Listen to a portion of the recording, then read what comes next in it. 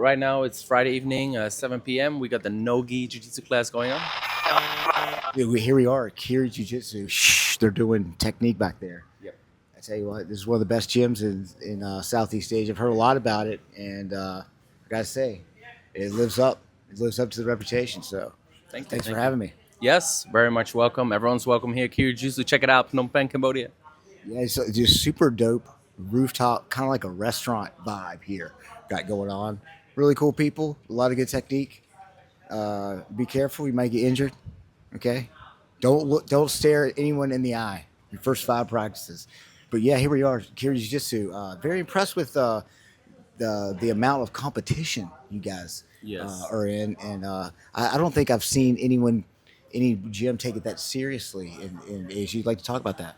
Yeah, so although we gym for all levels, we're very beginner friendly.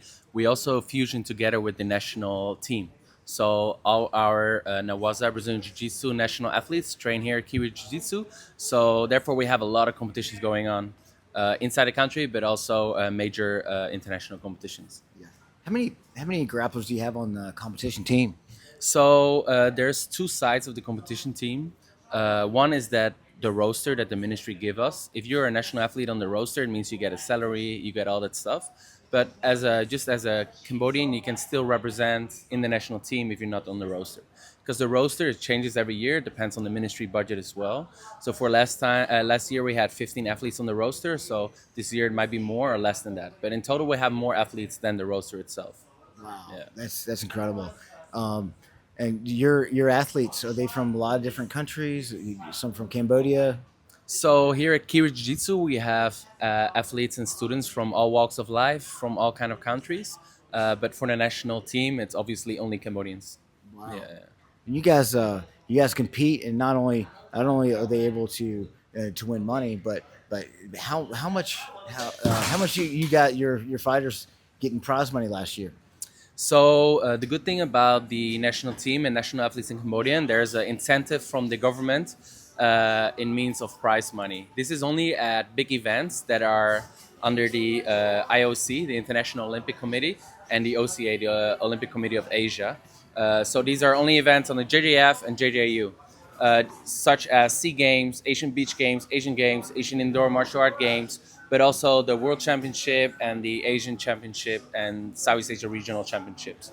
So last year was a huge year for us. Our national athletes were able to get a total of 65 medals, and the prize money that will be paid out to them close to $100,000 just for the year. Yeah. Wow, that's incredible. And to be on the national team, I assume you have to be Cambodian. Yes, you have to have a Cambodian citizenship, obviously. When you go to these big competitions, when you do the weigh-in, they check your passport as well, stuff like that. So another thing about these competitions is there's no belt level. So just like the Olympic Games, right? It's not a judo, white belt, stuff like that. You're fighting the best from each country. So a lot of these guys, even though they're blue belt or purple belt, they compete against brown and black belts all the time. Wow, fantastic. So, do you have any? Are there any? You have big plans for this year? You have an event coming up in August. Tell us about Yes. that. So this year, actually, we have over 10 events we're joining, and 3 of them we're hosting. The events we're hosting this year is the 4th Jiu-Jitsu National Championship of Cambodia, which is going to be in March. We have more signups than ever before, so that's going to be huge already. And then in August, we're going to have the Southeast Asia Regional Championship, which is going to be hosted in Siem Reap. And the last year edition was in the Philippines, and they had over 500 athletes. So very excited to host it in Cambodia. And our first goal is not just to win and get as many medals. Our first goal is to show Cambodia to all the regional countries as a great destination, not only for tourism, but also for sports. Wow, that's fantastic. Man, super excited about the one in Siem Reap. So I mean, it's like a lot of cool things to do in Siem Reap. You know, you can go do some jujitsu, compete. What are some other things that people can come to Cambodia and to see and do?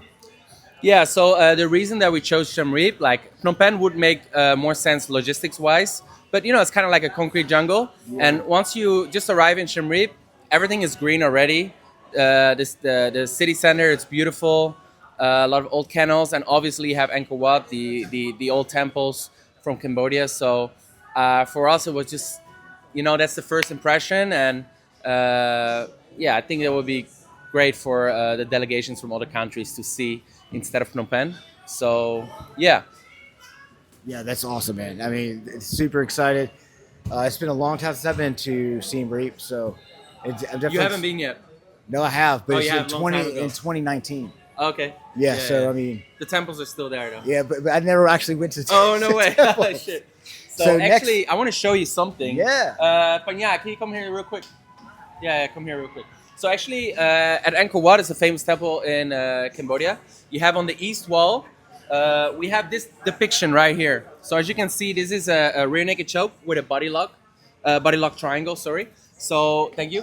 This is an illustration we made from a wall relief of the Angkor Wat east wall. So there's actually an 800-year-old wall relief in stone in the wall that the characters are doing a rear naked choke with a body lock triangle. So, you know, we call it jiu-jitsu now, but this stuff, it's always reinventing itself. I think it's just grappling I think it's just in the DNA of people. So I think that connection is really cool. And that's also what we want to show people coming to Cambodia. Yeah. That's super cool. I mean, perhaps one of the first examples of like the rear naked choke and body triangle. Do you think? I mean, is it possible it's like one of the first 5 to discover this? I'm not sure. I know for sure the ancient Olympians, right? They were very big on wrestling. So I'm not sure. Maybe on some ancient pottery there might be some rear naked chokes, but maybe not with the body lock triangle. So yeah. Yeah, really cool. Hey, Jasper, you have a really interesting story. Remind us how long you've been here in Cambodia and what led you to move here. So I've been in Cambodia over 16 years. I came here when I was just 17 years old. The year before that, I lived 1 year in Brazil. I just came here to do some work like as a volunteer in an orphanage.